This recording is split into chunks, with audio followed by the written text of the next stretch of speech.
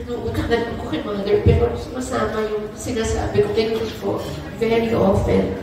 Hindi ko maintindihan din. Umiyak ako dahil kay mother, hindi. Sorry. Nakulat na drama, pakat ako. Baka mamig na naman ako. Nakahalo-halo po, sorry.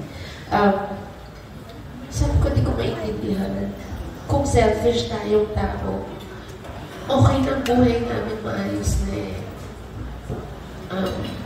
Patahimik na ako. Tapos si Kiko, okay naman. May mga nagpundar kami negosyo. Ganyan, okay mga anak namin. Ang ayos-ayos namin na palaki. Si Kathy's graduating na this month. So right after elections, I'm going to attend her graduation. Lian has finished her first year, so 3 years na actually.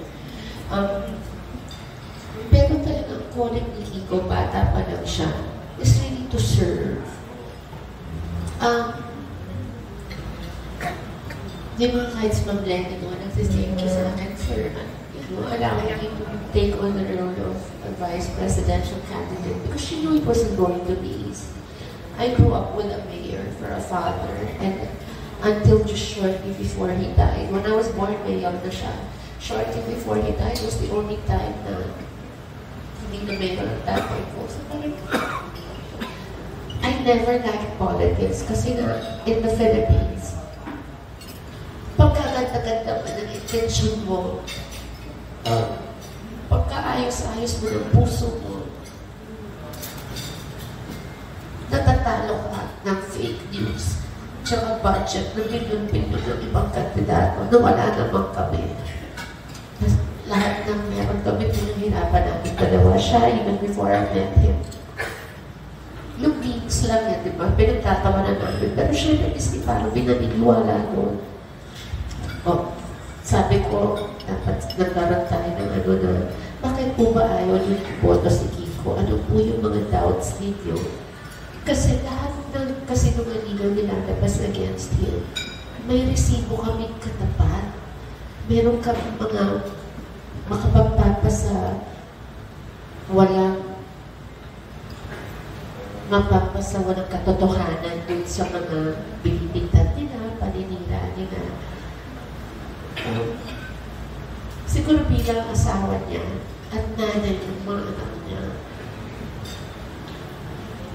ang pride kasi naman galing dun sa matinong pagkatao namin. Wala namang perfecto, di ba? Lalo tayo sa showbiz, Diyos ko po.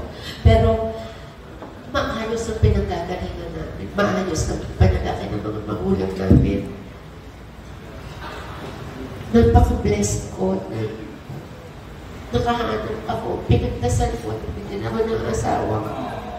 Hindi totoo, alam ng Panginoon to. Bigyan ako ng asawa, hindi ako sasaktan.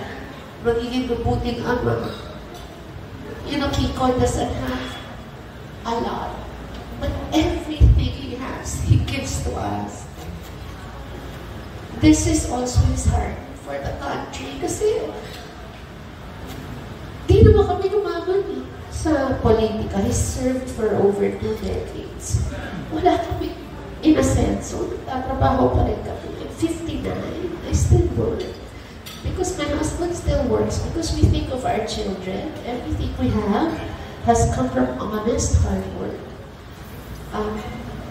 So you don't think, so sorry, I didn't expect to die every day. Ito sinasabi ko. Siguro kasi lumaki ako kasama ng marami sa inyo. So parang mas comfortable.